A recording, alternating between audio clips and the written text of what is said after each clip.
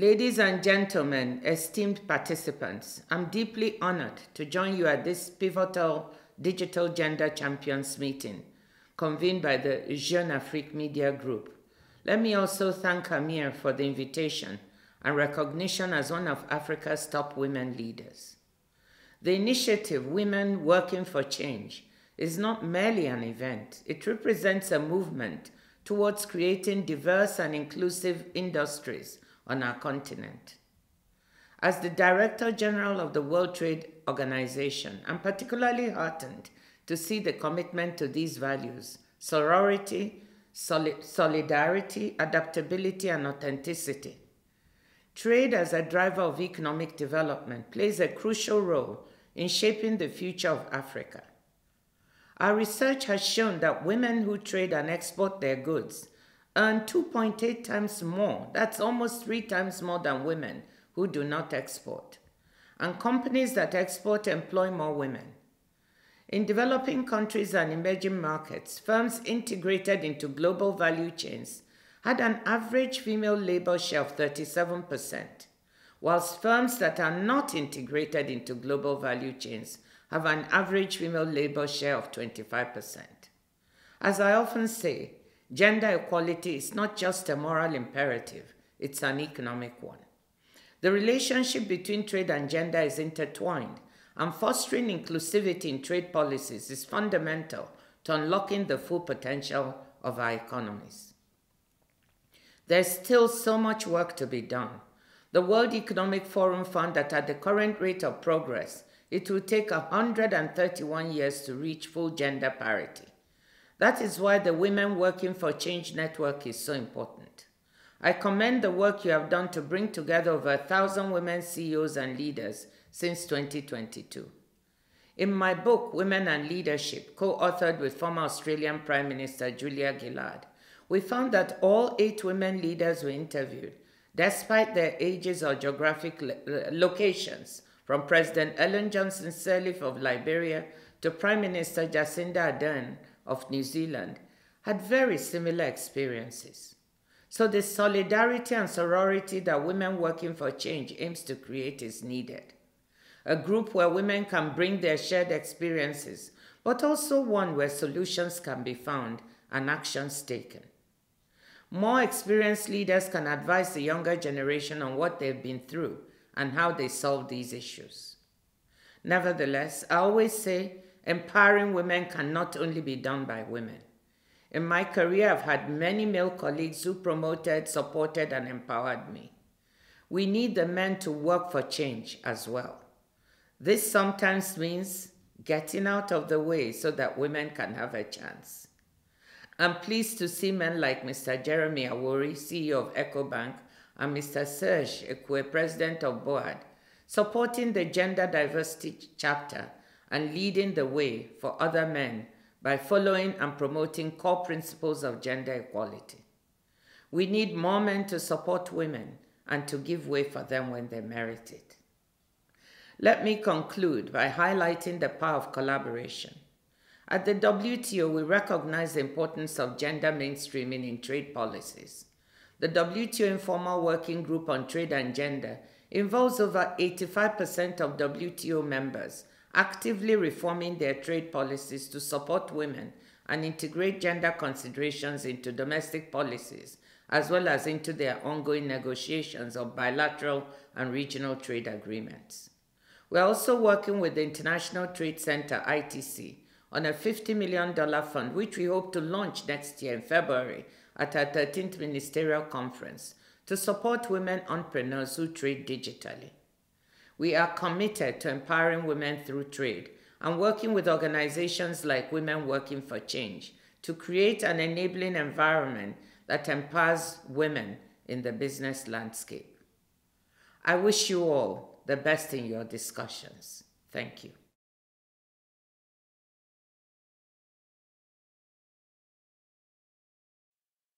Ladies and gentlemen, it is with great pleasure that I welcome you to this illuminating panel on pioneering leadership, exploring the power and purpose of transformational approaches I am Deborah MUTUND, your moderator, a familiar face from Canal Plus Africa, and the host of Le Cœur des Femmes.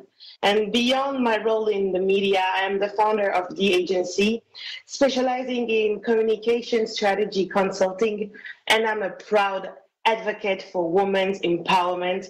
I'm very happy to be with you today. But before we dive into our panel, let's have a quick chat with Melissa BASQUE-ROUX, the Principal Officer of Affirmative Finance Action for Women in Africa, AFAWA, at the African Development Bank. Melissa, good morning. Can you kindly tell us about the African Development Bank Affirmative Finance Action for Women in Africa initiative? A very long title, but I'm sure you'll be able to explain it to us today. Absolutely, and thank you very much, Deborah. It's actually a pleasure, to be here this morning and to take part in this important session, providing a platform for women working for impact, women working for change, and actually women paving the way for other women to make a sizable difference through their work. And I believe, this kind of platform are so much critical to change the status quo. I've been inviting as co-hosts of this event alongside our partners from the African Guarantee Fund, which is actually implementing the AFAWA initiative, Guarantee for Growth program. So yes. A few words about AFAWA, this affirmative finance action for women in Africa that you just mentioned, which is actually a flagship program from the African Development Bank. The AFAWA initiative was really born from the observation that while over 80% of women in the workforce work as self-entrepreneurs, they still struggle to get access, to the funding that they need to grow at scale. When we look at the gap, we are speaking about a 42 billion access gap, which is, colossal, which is quite important. So AFAWA's theory of change was really built and is really building on 3 pillars. The first one is access to finance. And on access to finance, we've been working with the African Guarantee Fund, actually, to structure a Guarantee for Growth program, which consists in, providing guarantees to financial institutions to provide more comfort so they can on-lend more easily to women-owned businesses, but also women-led businesses. And at the same time, on access to finance, we also leverage the African Development Bank financing instruments. So we are doing, all this line of credits, equity participation that we are taking in businesses, and we want to be intentional about dedicating a specific percentage that will go to the benefits of women SMEs. But in addition to that, because access to finance cannot be addressed in a vacuum, we're also providing technical assistance. And to do what especially? We provide this technical assistance to the financial institutions so we can support them thinking through developing these financial product and services that are actually needed for the women SMEs. The specific and customized products that are needed for the women market. And doing that, we also support, the development of a pipeline of bankable women SMEs that are financially ready and that can really benefit from these loans that are available and the financing products that are available at the level of the financial institutions. So this is our second pillar.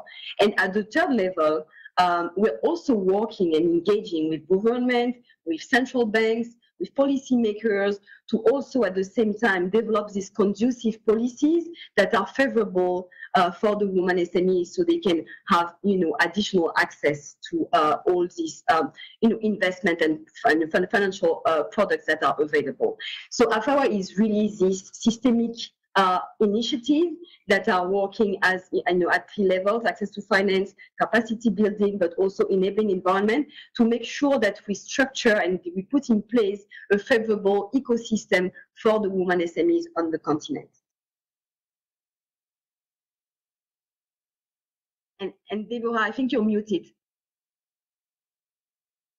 Yes, apologies about that. What a brilliant initiative, Melissa, I have to say. Are you able to share the results of AFAWA today? Sure. So, AFAWA has been really in implementation for 2 years now. And in terms of results, we have an overall amount, we've reached an overall amount of 1.4 billion of approved investment that will go to the benefit of women SMEs. We are partnering with 96 financial institutions on the continent. We have a footprint in 32 regional member countries. And today, in terms of number of beneficiaries, we've reached over 7,000 women SMEs. And brilliant. And to be a little bit closer to our topic today, what do you think is more needed to unlock funding at scale and accompany more women entrepreneurs and women leaders on the continent?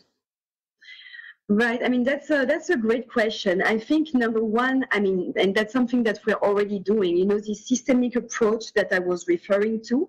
Again, access to finance cannot be put as a standalone issue. We need to, in the meantime, invest in all the technical assistance and the support to come with, more suitable value proposition to the benefit of women SMEs. In the meantime, we need to also accompany the women SMEs themselves to help them solidify their business plan, to make sure that they are financially ready. So this is one, and of course, all the things that I talked about when I spoke about the enabling environment. But at the same time, I would like to say that partnership is key, and partnership, with other private sector actors, make sure that we can create this movement, that we can have, financial institutions understanding that by not serving and addressing the need of women SMEs, in fact, they become irrelevant because this is good business. This is good economics, in fact. So partnership is critical, partnership with other DFIs, with private sector actors. But when I think about partnership, I also think about the much needed networks that we need to have. These networks, these mentoring platforms that we need to have for the women themselves to be able, to support one another and to open up these opportunities for the other women, on the market. I would say that innovation is also important. When we think about unlocking financing, we need to be agile, we need to be creative, we need to go beyond the traditional banks. So we need to see and reflect on what could be done with digital technologies. I also think that information is critical because, in the absence of information and in the absence of data, we only have opinions. So making sure that this data is available, making sure that we have data that can also inform the development of all the financial products and services that actually really serve the needs of the women SMEs is something also, I believe, critical. And again, I'm saying investing in women is good economics. We need to have more women leaders as well to, to push the agenda forward. And as our president Adesina likes to say, we need to keep in mind that no bird can actually fly with one wing. So for our economies to flourish, we actually need the flight, the wings of the two wings of the bird. So Deborah, that's my short answer to the question. Short indeed. Thank you very much, Melissa. Pushing women, that's the purpose of this webinar, and I am very, very honored to have two brilliant panelists who embody the essence of transformative leadership. Lucy QUIST and Sylvia MONTHE are with us today. Lucy is not only a C-suite executive with a distinguished career in telecommunications and financial services, but she's also a tough leader, author of The Bold New Normal, and the visionary behind the conference of the same title. As the first Ghanaian woman to lead a multinational telecommunication company, she brings a wealth of experience and insights into the discussion on leadership, change, equity, and advocacy. Sylvia MONTHE, my second panelist today, is currently responsible for financial institutions for Poparco's regional office in Douala, covering the CEMEC region and the DRC. With over 15 years of professional experience, more than 10 years in the financial sector, and a background with Société Générale and Crédit Agricole in France, Sylvia holds a master's degree in financial engineering.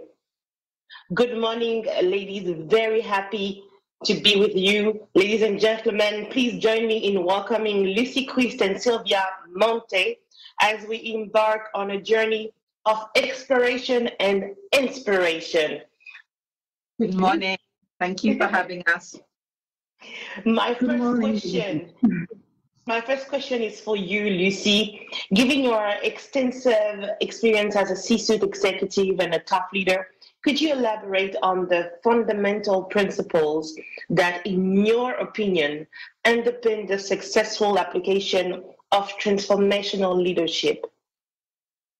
Well, that's a big loaded question. I know. One we should have. And I, it's really interesting as you described me, then you use the word tough a few times.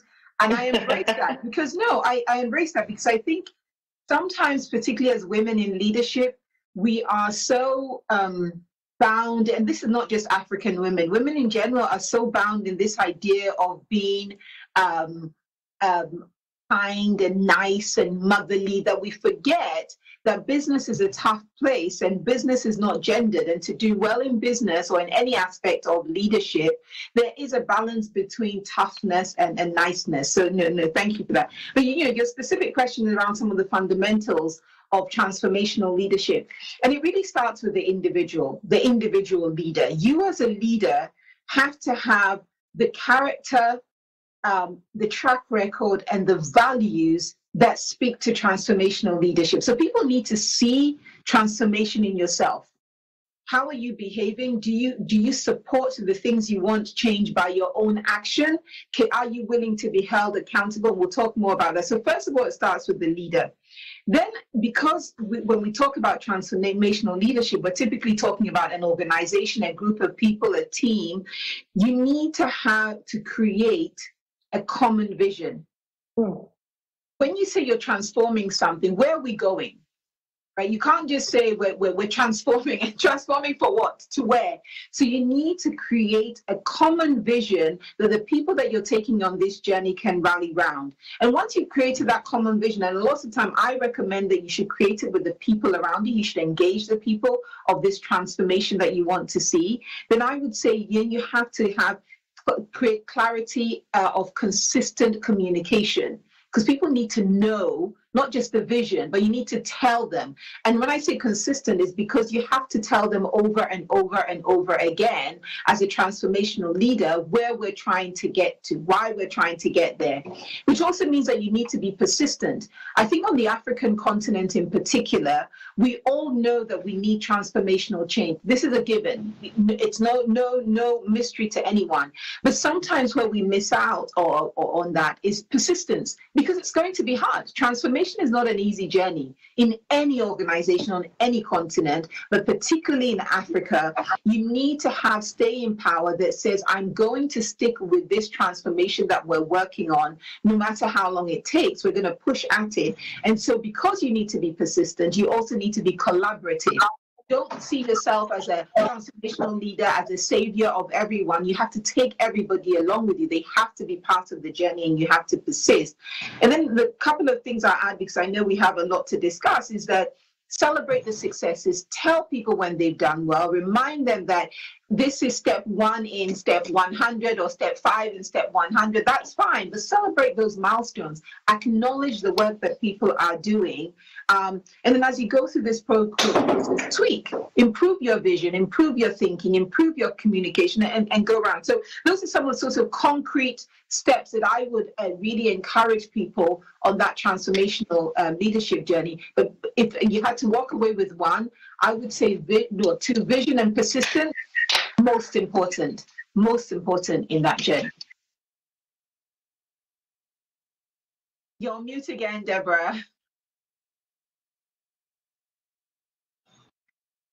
Apologies. My environment is a little bit noisy. Lucy, you talked about persistence and vision, and I think that's absolutely brilliant. And I would like to have a little bit of insight of your own experience. How do you ensure the consistent implementation of these principles within your team? Are you able to share with us a specific instance where your transformational leadership approach led to a significant positive change or development? Absolutely. So as you mentioned in my introduction, I was the CEO for Airtel in Ghana. It was a turnaround responsibility. And so everything that I talk about based on actual practical experience, as opposed to, what's in the book. And in my book, I share some of these experiences. But really, when you talk about the practical experience of it, all of the things I enumerated, I actually did. But what was really important as well was that not just communicating with the teams, I communicated with our shareholders. And I said to the shareholders that I needed 2 years for us to turn this business around. So we're transforming the business effectively.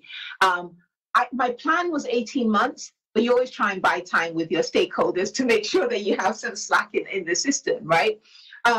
Now, in addition to all the points I enumerated, vision and persistence and consistency, it's important that as a leader, I stay close to the team. So I spent a lot of time and engagement. When I say engagement, it means you're working with people at all levels of your organization, right down to the salesperson who walks on the street and sells your product. If you want to transform the organization, it means everybody has to be transformative in their job.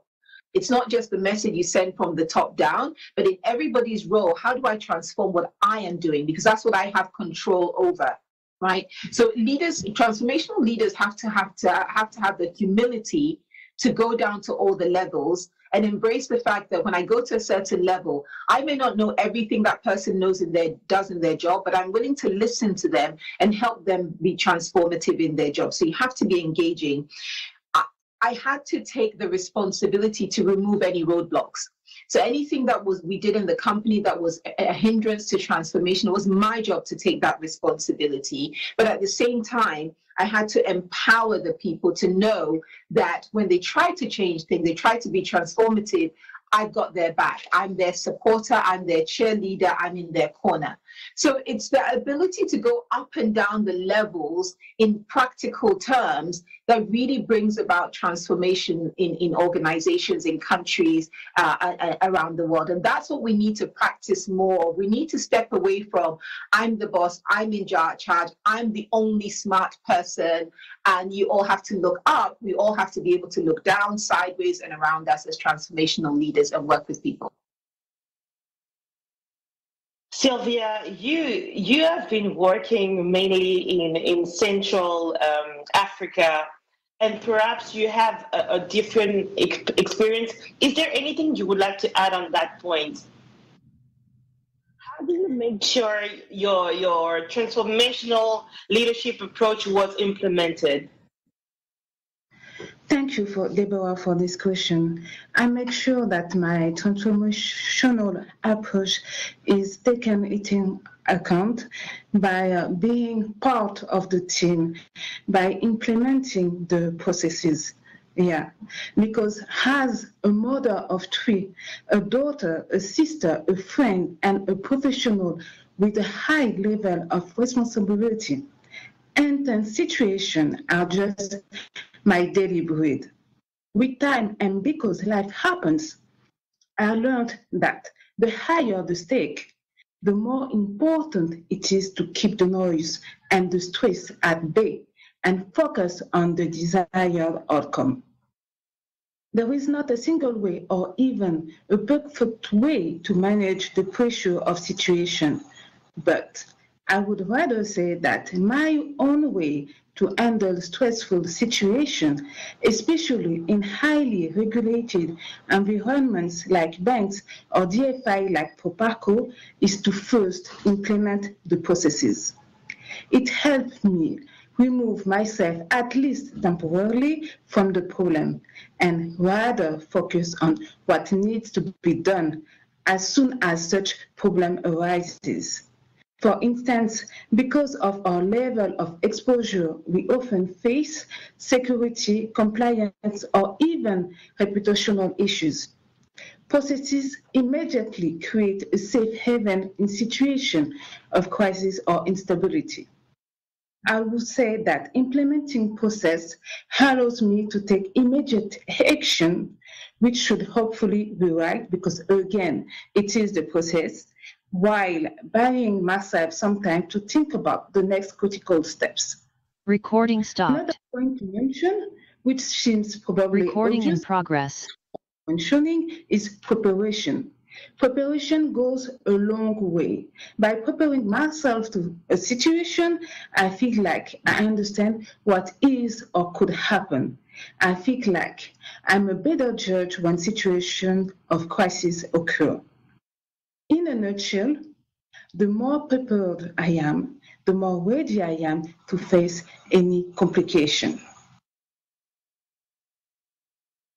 That was a brilliant one. Thank you very much, Sylvia. Sylvia, you've talked about a family, about being a mother, being you talked about that emotional kind of aspect that is also important in everyone's life, not only women. And it's true, we are tough, but but managing emotions in intense situations is a critical aspect of leadership. And I would like to ask you this question. As someone who has navigated complex environments, how do you think deeply and maintain composure in high-pressure situations? Thank you. Thank you for this question.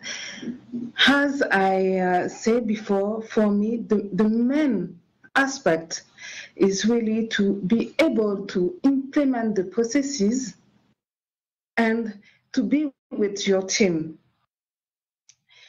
Because I'm working for DFI, I have the support of every part of the bank. I have the support of everything. So I'm relying on my different teams to be able to implement the different projects. And I have to make sure to follow the processes just to be secure and to secure the teams, everybody within my teams. Lucy, I would like to hear your thought on that question, please. Yeah, sure. So how do you manage, I'll add on to what Sylvia said there. And because Sylvia's focused on the team, I'll switch it a little bit to the individual, just so that we're balanced. But I think that, as a transformational leader, sometimes things can be a little bit lonesome, which is why the resilience is necessary. You need to keep visualizing the outcomes that you want. So I said earlier about sharing a vision, but you have to also stick to seeing the outcome of it. Because on those tough days, it's the focus on the outcome that will tell you that I need to get through this challenge, as opposed to let this challenge stop me. I also believe that because when we break, when our resilience fails us, we're more likely to say or do things that are counterproductive. Then I always tell people to also develop the ability to stop, pause, and think. Be proactive rather than reactive. So if you're about to make a decision or give a response that is born out of a reactivity as opposed to proactivity, I would say pause and ask yourself, is this a reactive response or a proactive response? Proactive meaning that I'm making the choice to make this statement, I'm making the choice to take this action because it's in line with the outcomes that I want, and I'm not responding to you. We shouldn't be afraid to not respond to people who don't need a response. Not every single thing we receive deserves a response, and you have to track the impact of your decision, the decision making. And I'll add one last point here, which is obvious but probably not practiced as much in real time. I personally believe that everybody has to have something that centers them, whether it's your prayer life, your meditation, what centers you. And in addition to it being an activity that you do outside of the workplace, you can actually practice what centers you during the day. You could be in the meeting and having a really tough meeting, and in that moment, what you need to do is actually say a prayer or remember something that you meditated on. I think this is particularly important for us as women because from a leadership point of view, and Melissa described the bird with two wings, we are less likely to have other women in the room as leaders. We're still not there yet, right? Which means that how we respond to situations can be different from others. We can feel alone and alienated at some points in time. And having that moment of recentering, refocusing your mind and your energies, just quietly to yourself. Nobody needs to know that you're doing it, but quietly to yourself is invaluable. I'm telling you, it has helped me grow from a young woman who could burst into tears in a boardroom to one who can be calm and centered and keep the conversation going when really deep down what I want to do is burst into some tears and feel better. But I think resilience is something that we have to practice and mature and grow with over time. Thank you for that honest response. And Lucy, it's important for women to also see that in the leaders that you are today, you are relatable, and we just all facing the same struggles, the same problems, and that there's actually a way to overcome them. Thank you very much for that. Lucy and Sylvia, I would like to now talk about leadership challenges in Africa. Lucy, you've worked in Africa and overseas, and I would like to hear your feedback, your experience. Do you find it easier or harder to lead in Africa, and why? This is such a loaded question. So I can tell you for a fact that given the context of Africa, you are more likely to grow if you're intentional. You're more likely to grow as a leader in Africa. And when I talk about growing as a leader, growing your leadership skills, because the context demands that, right? We're in a context where leading, really investing in leading people is important. So that doesn't answer your question, but that response is about your personal benefit. So why do you grow more? Because in some ways it can be more challenging to lead in Africa based on the context. And, I think I have to be very specific here because I'm not generalizing and say, oh, Africa is hard, blah, blah, blah. That's not my point. What are the reasons for it being harder? One of the key reasons is in the context, we need to become more orderly in our society and in our businesses and in the way we do things. And when you don't have order, it really can make leading difficult, right? So I remember years ago when I first moved to work in telecommunications, it's so funny because people told me this only after the fact, but they said to me that they nicknamed me When. And I was like, When? What does that mean? Why would you call somebody When? And they said, oh, Lucy, the problem with you is that every single meeting we were in, every single thing we discussed, your next question is, when will you do it? And I said, of course. I mean, what you're going to do for me in 2 months versus 2 years are two different things. I need to know when. When is the most important question after you said what you're going to do. But in their mind, every single time I asked when, I was creating a pressure point because now they had a deadline. But in my mind, it was very simple and straightforward. If I was going to work in an orderly, structured way, I needed timelines. I needed order. I needed structure.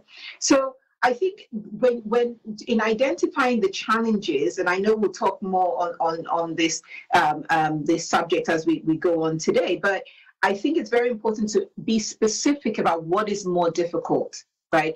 On the flip side, I feel like in Africa, people invest a whole lot more in their colleagues, invest in their colleagues socially. It's much more, I think it's easier to have a cohesive environment where people genuinely care about each other, but it doesn't necessarily translate into getting the work done better based on this idea of order. So as a leader, you have to tackle order to make your leadership journey in Africa easier.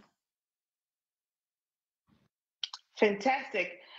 Another question, how do you manage the delicate balance between activity and productivity to enhance the continent's overall productivity?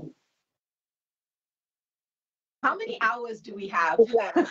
I know you are actually very short on time. Yes. Yeah, I'll keep it short. Look, the problem is that actually I have a really great example. Years ago, I had a boss, again working in Africa, young professional, and he described it to me this way. He said, "Lucy, I don't care how much you dribbled the ball. All I care about is whether you scored the goal." Right? Think about it. When you watch a football match, yes, there's excitement, the players are smart, but at the end of the game, we talk about the score line. What is the score for each team? And that's the point about activity versus productivity. We can be busy all day. We can be exhausted. We can be stressed. People say, I did this. I don't care. What I care about is what did we achieve? And that's where productivity comes into it, because it's the result that actually matters. And if you keep your mind focused on result, then you will try and shorten the steps to get to the result. You will try and do the activities that are focused on the result rather than activity for the sake of being busy. So I think, I hope my football analogy is relatable and people can take that away with them, but focus on the fact that there has to be a result on the outcome, and that's what we're doing the activities for, not activity for activity's sake. Be willing to commit to timelines on when things will be done, like I said with my when story. Plan mitigations, but also as a leader, be willing to hold people to account. There should be consequences for lack of productivity as well. So that's the balance we need to strike. Score the goal. That was brilliant. In a continent where we love soccer, I'm sure we're going to be able to take notes from that. My two last questions are for you, Sylvia. We are running out of time, and we're going to be talking about ethical leadership and accountability. Very important. The importance of ethical leadership is emphasized, especially in dealing with lengthy and sometimes inefficient processes. Today, we've talked a lot about processes. Sylvia, as a leader, how do you handle these inconveniences? Thank you, Deborah. Lengthy and inefficient processes is probably a bit extreme. It is fair to say that processes are probably less efficient in some respect than what I experience in more developed markets. But at the same time, we also have a more important role in making things happen as the team on the ground. I try, therefore, to optimize those issues by preempting them.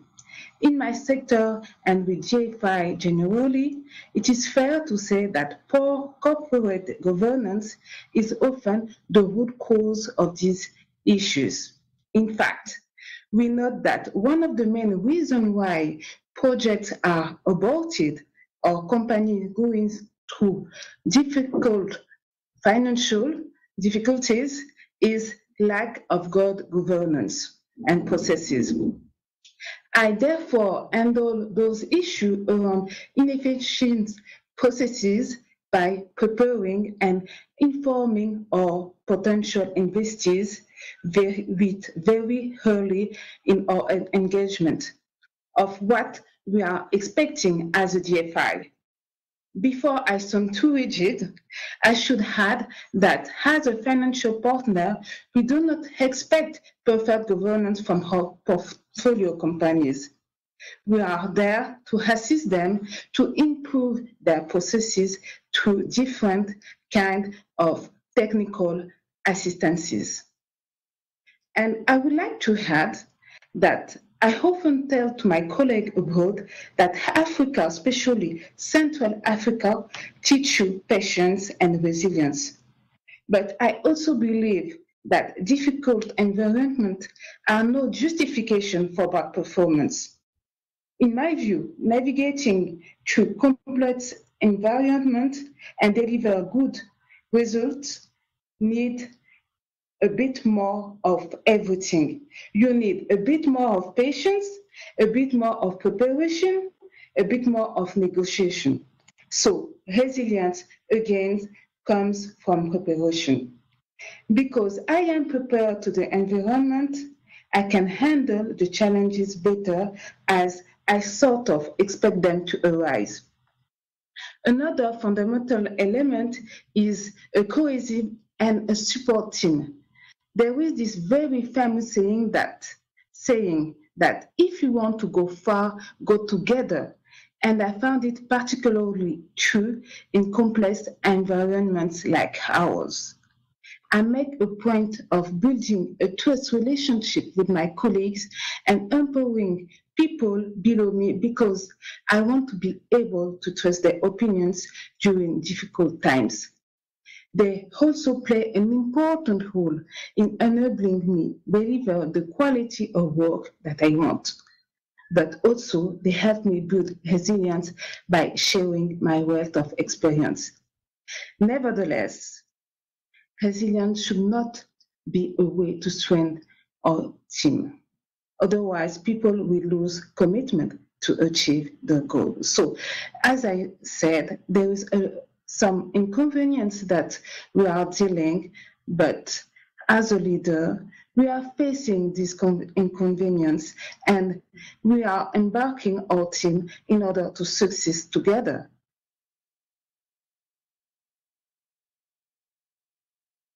You are muting, Deborah. Terrible with the digital. I apologize for that again. We've got only 2 minutes left for this panel, and I've got one last question for you, Sylvia. You've talked about the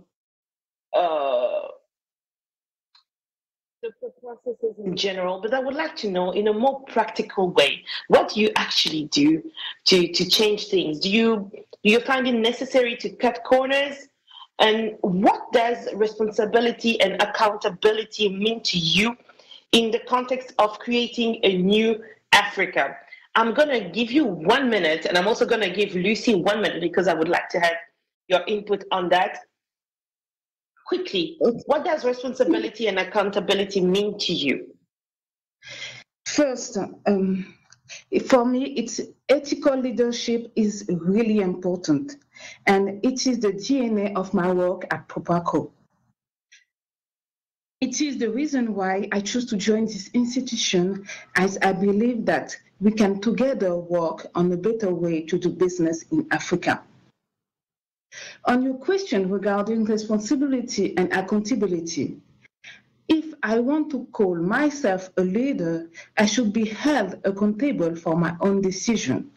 I believe that I need to be the change I want to see in my own ecosystem. So I am an advocate of finding creative solutions that will avoid circumventing rules, but yet will allow more efficiency and better results.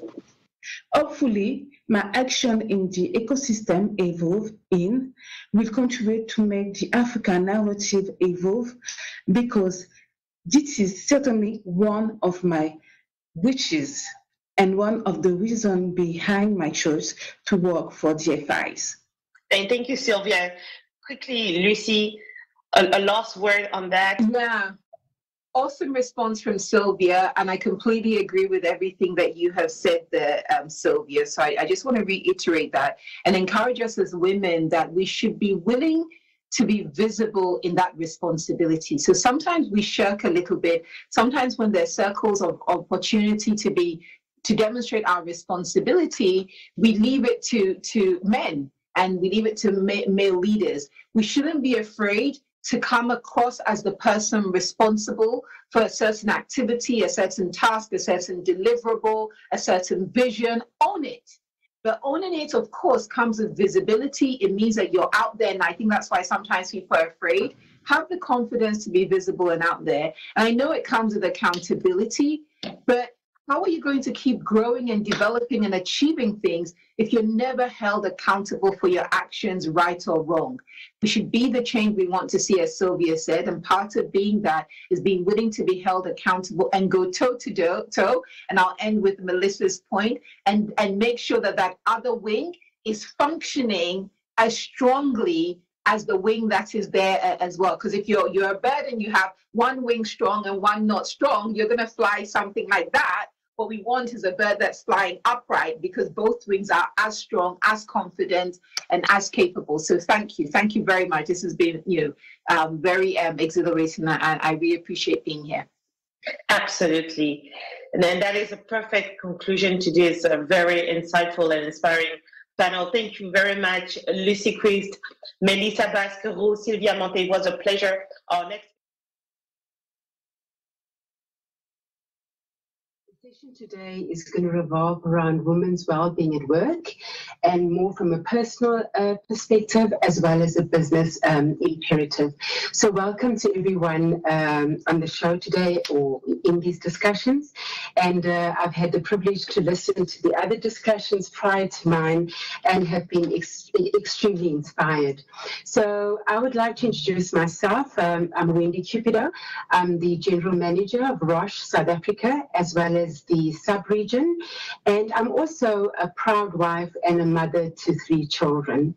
So I'm delighted to meet you here today, and I would like to express Roche's commitment to women's health in particular, and in particular it would be breast cancer. And I wanted to start off by sharing a very, very important statistic with you, and it's actually a frightening statistic. So in breast cancer, the survival rate 5 years after diagnosis of 40%, a dismal 40% in sub-Saharan Africa, whereas the survival rate over 5 years are 90% in high-income countries. So we have to make change, because this is really a grave injustice on us and our women in Africa. So we all play a very, very critical role in ensuring that this does not continue. On a more personal note, reflecting on the topic today, I just wanted to spend time sharing a story on how health impacted my mental health within the workspace. So many, many years ago, I did have a cancer scare, and it wasn't breast cancer, but it was cancer scare nonetheless. And this contributed to my mental health, contributed to extreme anxiety, to depression, and all of this affected my cognitive ability. So I wasn't able to show up at my best in the workplace. So this story is just a short story, and it indicates how health has a huge impact on us within the business place. So with this in mind, I'm very, very pleased to introduce my 2 panelists this morning, and it's morning in South Africa, going on to afternoon. This is Anna. We've got Anna ALVAREZ. She's the director of Avon Foundation for Women. And then we've got Isabella Naana ASANTE, and she's the founder and CEO of Isabella Healthcare Services. And welcome to both of you, ladies. And it's really lovely to have you on the show. And I'm calling it a show, but it's actually a live event. So welcome to both of you. So I think I'll start with you, Anna, and I would like to give you the opportunity to introduce yourself, and perhaps you can tell us about the challenges that you've faced, in the workplace from a health perspective. Hello, hello from Argentina. I'm so thrilled to be here. Thank you for the opportunity for Roche to call me to speak and share with you. I'm a mother of 2, Wendy and Isabella. One is sleeping because she's on holiday, so I hope she continues sleeping. The other one is going to school right now with his father. I'm a social worker. For me, it's important to share with you, because you spoke, Wendy, about injustice recently, and it came me to my mind. Sorry for my English. It's a bit rusty, but it's here with you. And And there's a song here that says that the unfair is not indifferent to me. And that's how I think is my life. All my life, I've been really angry, perhaps, and sad with injustice. And health access for women is so injustice. So I think we have to change that, and that's what I try to do from Avon Foundation. There is a foundation, I'm based in Argentina, that works on helping women to approach to her rights on access to health, a life without violence. And when you challenge me thinking about my life regarding access to health, I thought myself, and it's an exercise I always tell people to do, to think about the privileges. I thought about my privilege about accessing to health. So I told myself, well, Anna, you have a medical insurance, you have health since you were born, and that's a privilege. But when I think about my health and the time I give my health, that is, an alarm starts ringing, because sometimes, it's not sometimes, every time I do not have time to address my health properly. Today I have my meeting with my doctor in the afternoon, and I have postponed. Yes, and postponed, because health is not the absence of illness. Health has to be with the well-being, with have time to dance, have time to sing, have time for everything. I have time to go to the doctor and to have the all the media, to all the resources to access to the screenings, to the diagnosis, to a proper diagnosis. So I think my experience is from a privileged situation, but not regarding time, because women, we have a lot of other things to do before. Perhaps we have 1, 2 jobs, and the third one when we come home. So we have 3 jobs and no time. And we do not have a superpower to call the doctor for our kids. But we are responsible also for the care works at home. So I think time is not, because I do not put it in the first place. I think we do not have time for cultural barriers that are here in Argentina, and I imagine in Africa too. We have some responsibilities that they're not superpowers women have. There are cultural things we have been assigned, and it gives us far from our time to our well-being. I think that defines me. Yeah, no, thank you so much, Anna. And, I love the fact that you refer to time, because often, like you say, in the work, we've got a workplace profile, we've got a profile at home, and we always encourage other people. And as leaders, we encourage, our staff to take care of themselves and take care of health, but we often don't make time for ourselves. And I always think, we do ourselves a disservice, because if you are not well, you cannot show up at your best, So thank you for that. And I love the fact that you've actually recognized your privilege, because often not many people are as privileged as we are. So Isabella, Naana, I'm not sure which name you'd like me to refer you as. I think we've got you on mute. Can you hear me now? Yes, we can. Either one. I lived in the U.S., so most people in the U.S. know me as Isabella. In Ghana, I'm Naana, but they're both my names, so either one is fine. Great. So welcome to you as well, and thank you so much for joining us. And I think I'm going to pose the same question, and can you give us an introduction of yourself, and maybe can you also share some personal challenges that you have faced in the workplace? Okay, so I'm Naana. I'm from Ghana. Currently in Shanghai, so it's a little dark. So. My hotel room. I'm a nurse. My background, my training is in nursing, but currently I run my own medical distribution company called Isabella Healthcare Services. We're looking to eventually go into manufacturing, so I'm very excited about the prospects. What else? I'm a mother of 4. I wear my breast cancer diagnosis in 2015 proudly, because you shared some interesting facts. And the very things that creates the disparity is what saved my life, I believe, what made my journeys less stressful. Why? Because like Anna said, I was privileged by where I was when I was diagnosed. I share all her values that health is a human right, and it should never be denied based on where you happen to be born, your socioeconomic.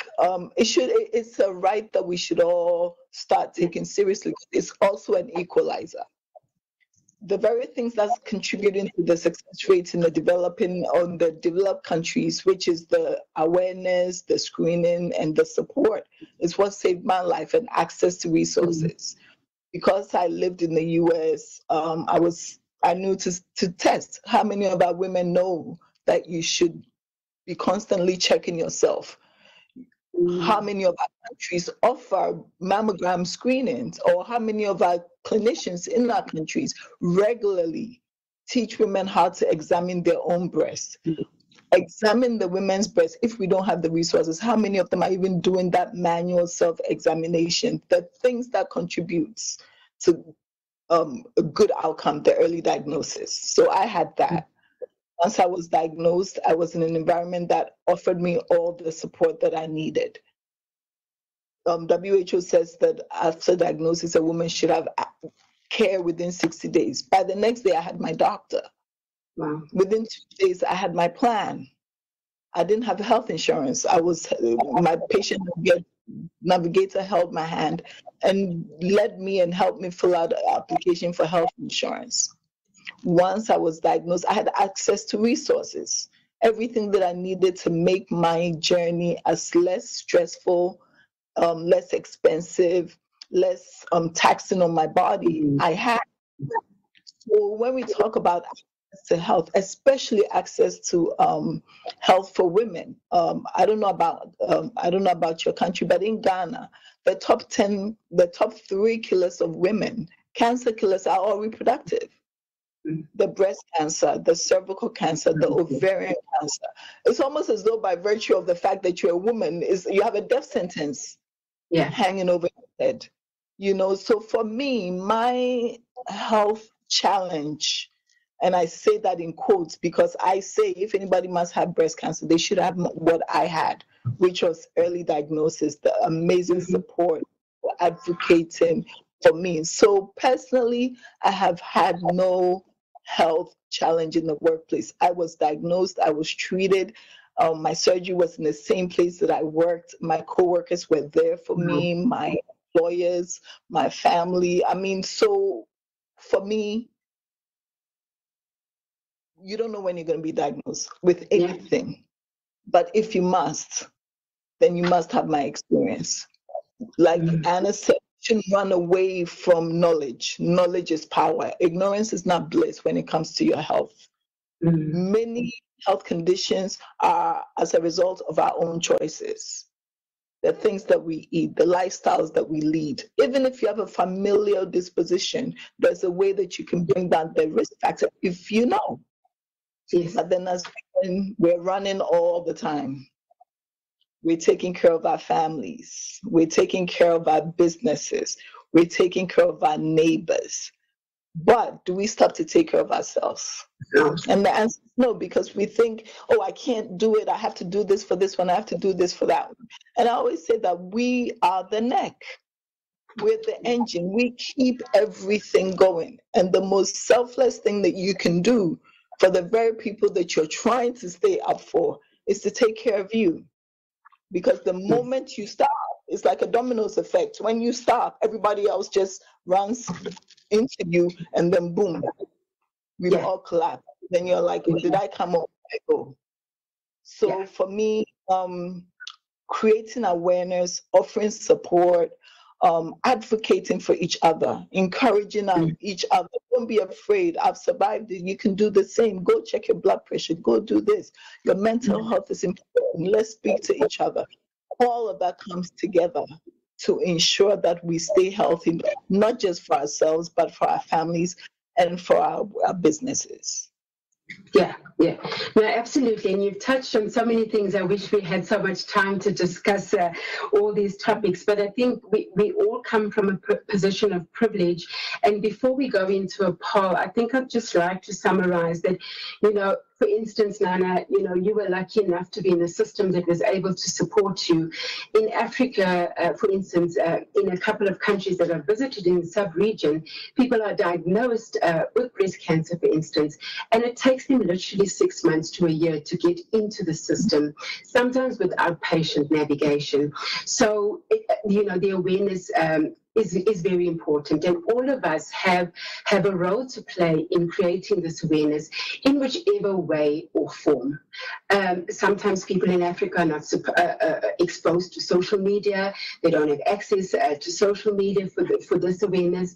And how do we as leaders show up for people within this space? So we're going to have a poll, and we're going to go into it now. And I think before we answer the question from the poll, let us answer it not only on behalf of ourselves, but on behalf of the many women that we are representing here today.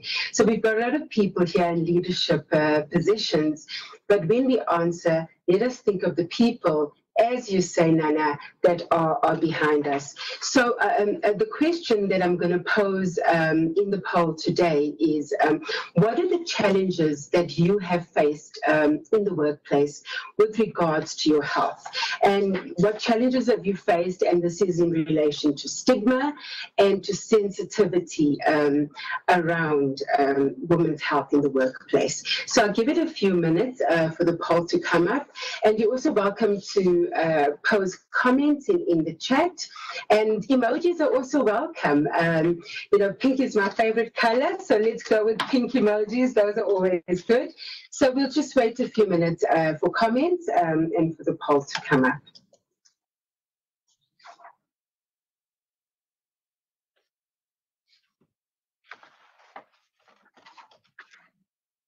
All right, nothing in the chat group just yet.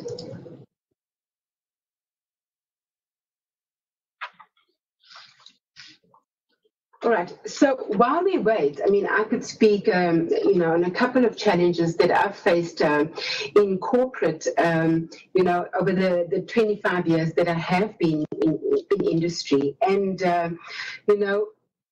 often women's pain is often dismissed, and this pain can come in different forms. It could be, a certain time of the month. You could be going through hormonal challenges, whatever the case may be, and you're supposed to show up at your best in the boardroom, irrespective of those challenges, irrespective of that pain that you are going through. And I think sometimes we can talk about how is this disregarded in the workplace, and I think and Naana, if you can join me here, I don't know if you've ever heard the word, don't be emotional. You're sitting in a meeting and you're being emotional, right? And this is always targeted at women in the workplace. Could you comment on that? And is it something that you've experienced? Especially, and I'd like to refer to it in the challenges that you've faced in the workplace when you have not been well. So either of you can go first. I'll start with you, Anna. I'm a crying lady. I cry since I have memories at school. I'm a crying lady. I embrace my condition of crying lady now in my workplace, because I think what it is something that maybe you think it's against you, it's something that shows that you care. So sometimes it's to give a new meaningful to that emotional thing that was shown to us like something like a weakness in women. So we have to be strong. We do not have to feel pain. We have to, and no, it's a different way. We feel, and we always deliver results. What's that? To feel and to deliver results. So that's possible. And I think when they see it's possible, when they see they have a leader that has emotions, that those emotions are not something against, when you allow the people you work with to show their emotions, to know how to address them, because sometimes it's to have talks about how to address them, not because they are bad, because they are what is going on with you. So what is going on? Do you need something from me? Take your time. So I think when we start showing our emotions and to see that we also deliver things, it's possible. It's not something that is going to get us back. So it's so important. But with men, with the conversations with men, is perhaps the more challenging part of talking about this, because you have to taught them and allow them to embrace their emotions. They were not taught to be emotional. They were taught to fight. They were taught to resolve things shouting. So we are teaching a new model of leadership where emotion is our superpower. It's not what gives us back. So I think I'm a crying lady. I will continue being a crying lady. And emotions are the ones that define our passion sometimes. It's not emotional like something that gets us back. It's the passion, and it means we care. We are not crying for us. We are crying because we are seeing injustice. And Absolutely. I think that's my definition about emotional and how I address it every day. Yeah. And for me, I always say there's strength in vulnerability. Vulnerability shows incredible strength. And when people see vulnerability in you, there's a bigger respect that is shown at you, because what you are showing is sometimes what people are feeling. But and by being vulnerable, you give people a platform to be vulnerable to. You make it a safe place. So I really like that. And I'm also a crying person. And I always say there's a person behind the person, and often some of the challenges that I see women face is, we are called in and we are told that you're not performing as well as you should. This is the expectations. You have not delivered on your expectations. And when I'm faced with that, I always ask, who is the person behind the person? Because the person that's presenting here and is being spoken to on underperformance, what is behind that? And I think as women, we have a greater ability to discover that. And we should do more of it. So, Isabella, once again, or Nana, your comments there, as well. What were the stigmas that you faced? What were the challenges that you faced just in terms of emotions?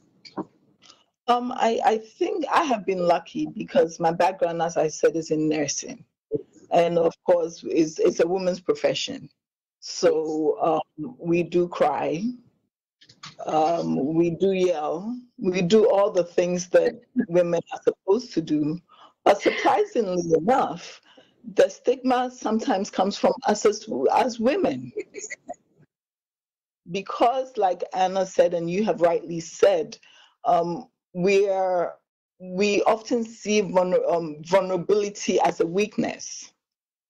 So why are you crying? Why are you doing this? Why are you doing that? And I just recently discovered, like you, it's a strength to be able to say, you know what, I feel like crying. Let me be. If you can't be here to embrace me and to ask me why and to offer me support, then leave me to be in my little corner. And I'm also telling the men, because I think it's important, that most times conversations about the women, but the men are part of our story for the most part, for most of us. So if you get us right, we put and invest so much in us, but we don't do the same for the men, and they come back with their issues, and then it starts to affect us. They are our sons, they are our brothers, they are our co-workers, they are our husbands. So it's important, like that, to bring the men in the conversation, because if we fix us and we don't tell them that it's also okay for you as a man to cry, to show your vulnerable side, especially now that everyone's talking about mental health and how important it is to take care of our mental health, that it is okay. So for me, luckily, I have not ever experienced stigma in the workplace. Once again, because I believe, work in a female-dominated workplace. But now that I have my own business, I am trying to be there and because I have a lot of young people who work with me, letting them know the lessons that I didn't have, the conversations that no one had with me, letting them know that it's okay whether you're a man or a woman. One of the things that I forgot to mention is that after my diagnosis and moving back to Ghana, I established Embrace Society, which is to offer support for breast cancer patients. The very things that work for me, we do awareness, we provide support financially, and our patient navigation program, which I'll mention later on, with support from Roche. So with that, even within our navigators, we have nurses, and it's a demanding job in of itself, but now you're holding somebody's hand who's going through this emotional state. So we're also telling them what is important. Yes, you are taking care of the patient, but just like there's a patient, that, like you said, there's a person behind with that patient, there's also a person within that nurse. And if you don't have yourself together, if you're not strong, you cannot be strong for your patient.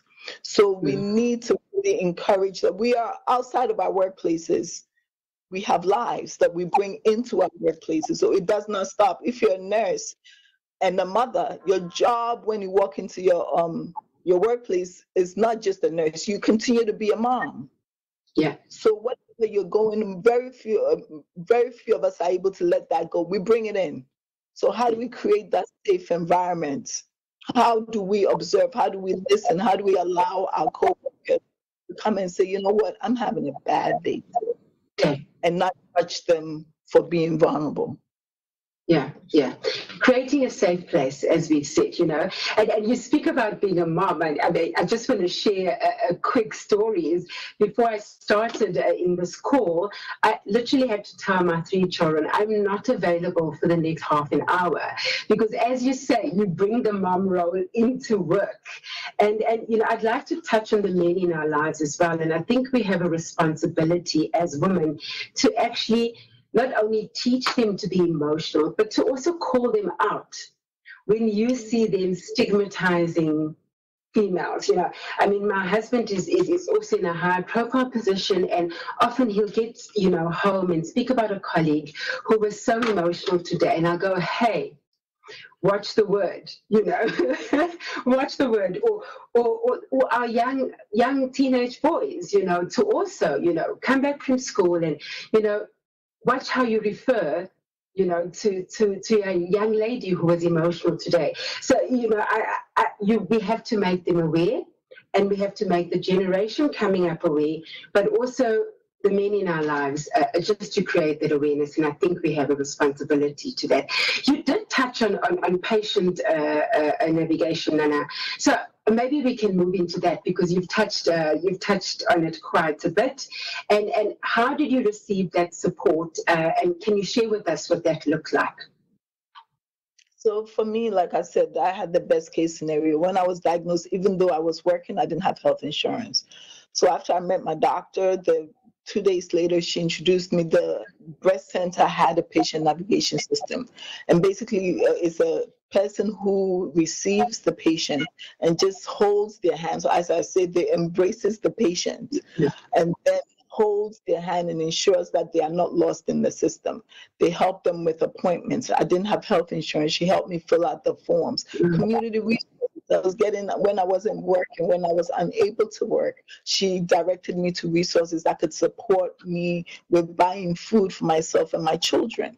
So when I moved back to Ghana and in wanting, so after you've gone through something like this, you reflect. I start thinking, why do other women get breast cancer and within a year they're dead? Why do I get breast cancer? My breasts are looking better than I had a double mastectomy. reconstruction, no side effects, like the best case scenario for me. So as I started that journey, I decided to do for Ghanaian women what was done for me and what contributed to my success, which was early diagnosis, the support, and the advocacy. So what Embrace does is do just that. We have our diagnosis. The awareness creation is about embracing your breast, right? Why are we afraid to touch our breasts? We're not afraid to let the men touch it. We're not afraid to let our babies sit on it. Why are we afraid? You know, so embrace it. Know what it looks like. Know what it feels like.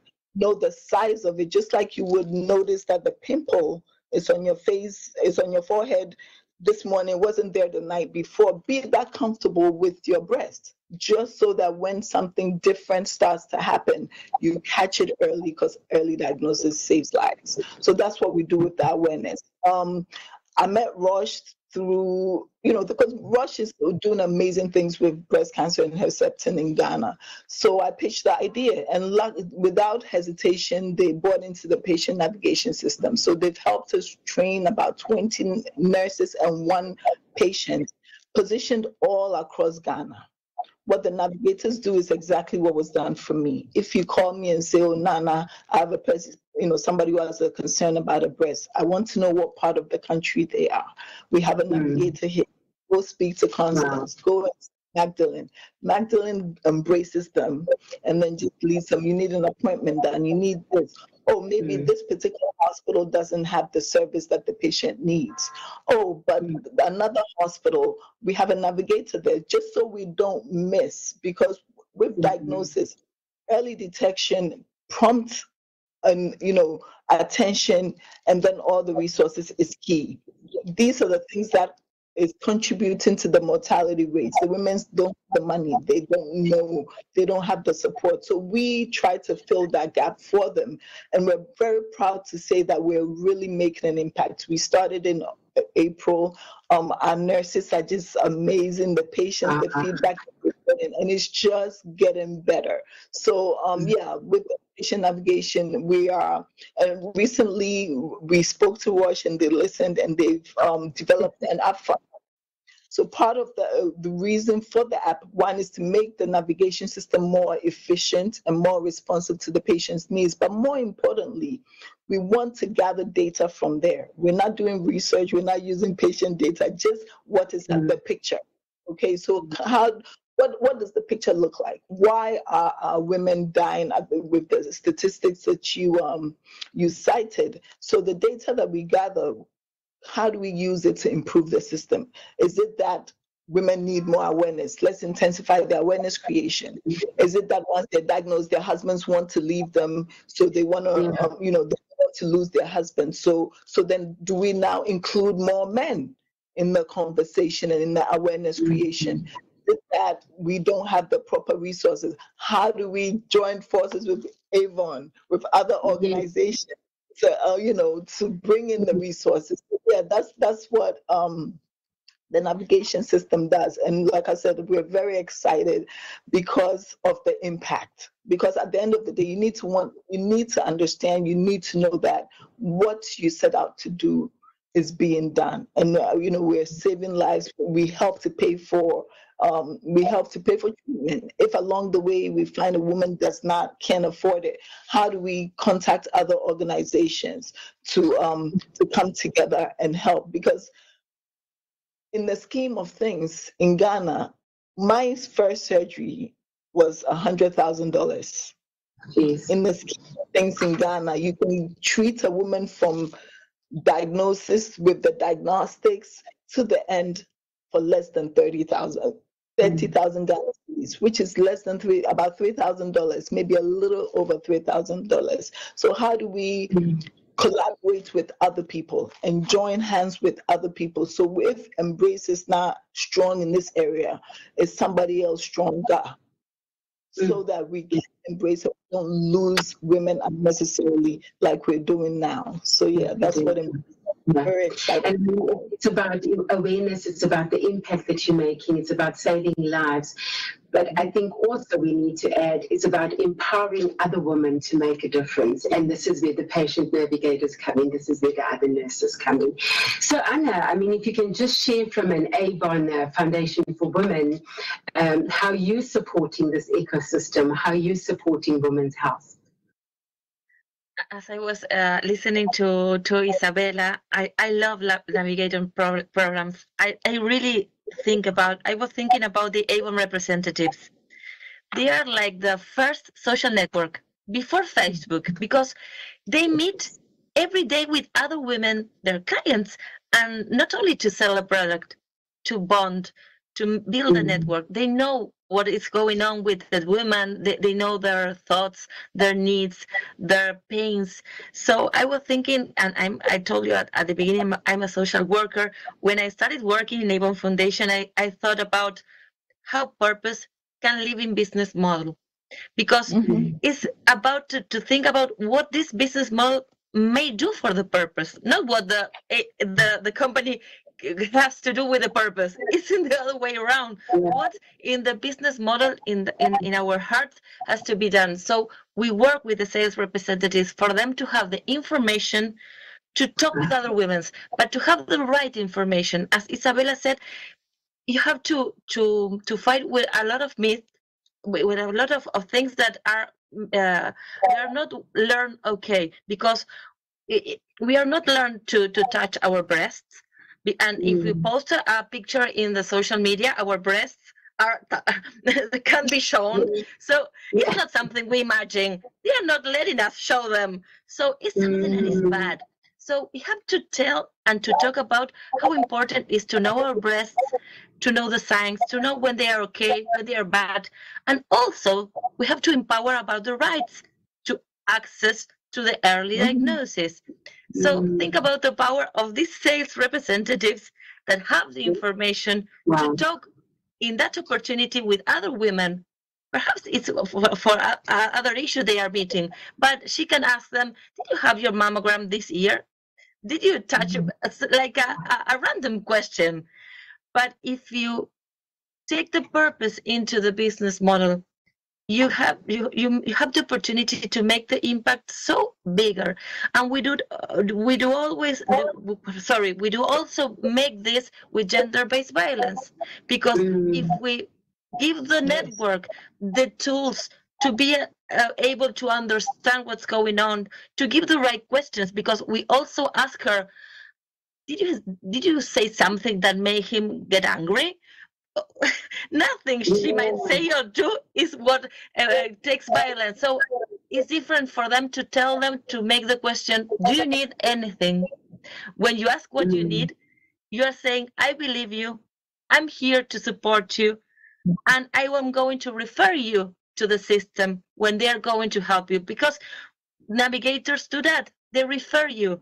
They take your hand. So I think that the Avon sales representatives are like some navigators on early detection, on preventing gender-based violence. And it's not to think what the business model is going to do for, but to ask the business model, what are you going to do for?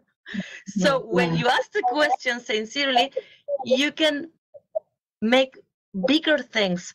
I know there are many women connected today. They have their own companies. Well, sometimes the question is, what is my model, my business model going to do in the purpose I'm going to take responsibility? It's not the other way around. And it makes things so powerful. Impact is so powerful. So for me, is that what is the business model going to do into the business model to address gender-based violence and breast cancer? I absolutely loved how you've used your business model to make change, to create awareness. I mean, Avon is also quite a big name in South Africa, and certainly something that has made a huge impact, and I think will continue to make a huge impact. We have about 7 minutes left, and we were meant to run a poll, but I don't think we have time for that. But so my last question to both of you is, what more can we do to make change? What more can we make change, not just for breast cancer, but for women's health in general, over and above what it is and the amazing work that we're currently doing. And I think I'd also like to pose this question to the audience, even if we don't have time to respond and to look at the messages, but to the audience to reflect on this. How can you as a leader, how can you as a powerful executive make change? So I think, Nana, I'll start with you in terms of that. What do you think it needs to be done? What more of? I always say that we need to create awareness. We need to educate people. We need to educate women to empower them to make healthcare decisions that are right for them. How do you do that? When you educate somebody, you create awareness. They have that information, so they know when something is happening in their body. Unfortunately for us, a lot of the reproductive specific health conditions for women are things that we don't talk about, right? You don't talk about HPV as it relates to cervical cancer because there's a stigma attached to it, right? So we educate women to say, you know something, you are not alone in this. So when you're feeling something, when something's not right down there, because we know our bodies, right? When something is not right, ignorance is not bliss. Go and find out. Chances are it will be nothing. But if it's not, when you have that power, when you have that knowledge, then you can start making the right decisions that are right for you. Once we create awareness and somebody knows that I have this or I have that, my mental health is not right, my husband, because gender-based violence is a health, it's a health condition, right? It's a threat to women's health. So how do we make women appreciate that it is never right? What you said to him never gives him the right to speak to you. So where's the support? If you tell her that it's never right for a man to hit you, and now he's hit her and now she wants to leave, where does she go? What happens to her children? So we need to, creating awareness, we need to put systems in place to ensure that when women come to us for support, whether it's in the workplace, whether it's as a friend, whether as a mother, whether as a teacher, we are able to embrace that woman. And if we can offer support, at least we know, we give them a pathway to care. We know that there are resources for this woman.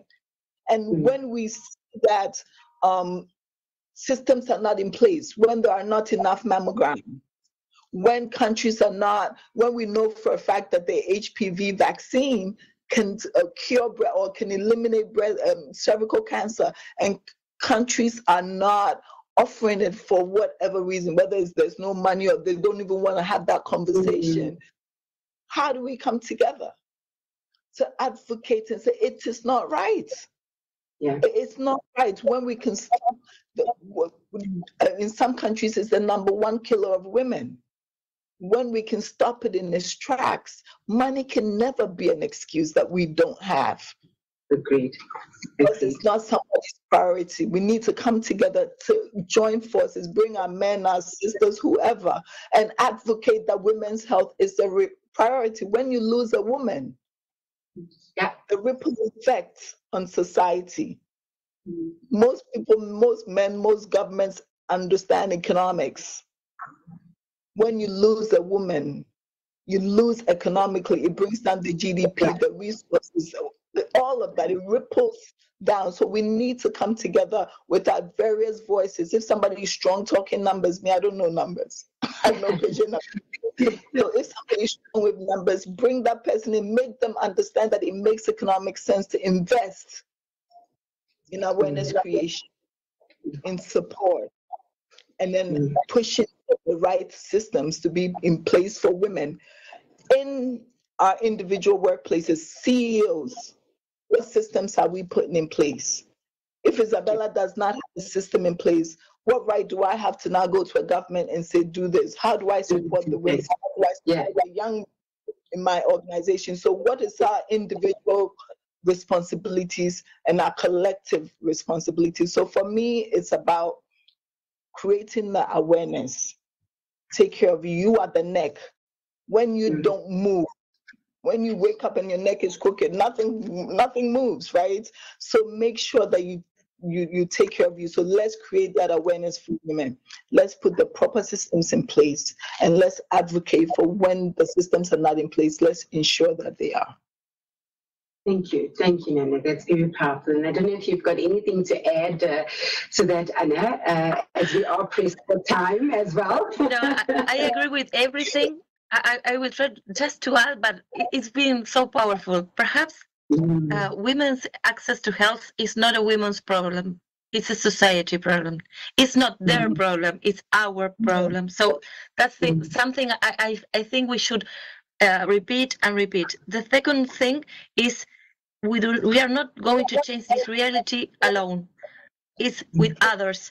Always to look with others. Here we are 3 organizations talking. It's not one person on one organization problems. You have to look and say, let's go together. You have to collaborate, not to compete. We were taught to compete, and that's a problem. And the third one, I think in the workplace, thinking about the workplace, and I think the word that came to me when I listened to Isabella was coherence. We have to build coherence. If we are saying out this, that has to have life in our organizations. Our workplace must be an example of access, must be, and coherence is not easy, but it's the way I choose every day to live my life and my leadership and to build with my team. Because if coherence is not present, we can't be speaking today. Because coherence makes us say, I have these failures, this is having to come, and I'm working with them, and we are all together going to change this. Thank you for the opportunity. Thank you so much. And thank you to both of you. This has really been a powerful discussion. And I think what I'm hearing here is we have been given these platforms in these positions to make change. Let us use these platforms to make this change, to create awareness. And I think to close the session, I'd like to leave us with a quote by one of my favorite people, which is Sheryl Sandberg. And she says, we cannot change what we are not aware of. And once we are aware, we cannot help but change. So I leave you with those parting words, and thank you very, very much once again for joining us. And I think, Deborah, I hand over to you. Wendy, Anna, Ines, and Isabella, thank you so much. That was a very powerful and uplifting discussion. I took a lot of pleasure listening and watching you. Thank you very much. I would like to also extend my heartfelt gratitude to all our panelists today. Thank you very much to Lucy, Sylvia, Melissa, who were there before. We are going to carry the spirit of today's discussion forward, inspired by the principle of transformative leadership. Thank you all for contributing and enlightening this session. I would just like to remind you that we will meet each other tomorrow again at the exact same time with very interesting discussions. We're going to be talking about women's rising influence in the corporate boardroom and African women entrepreneurs on the road to unicorn status. Please tune in tomorrow at the exact same time, 10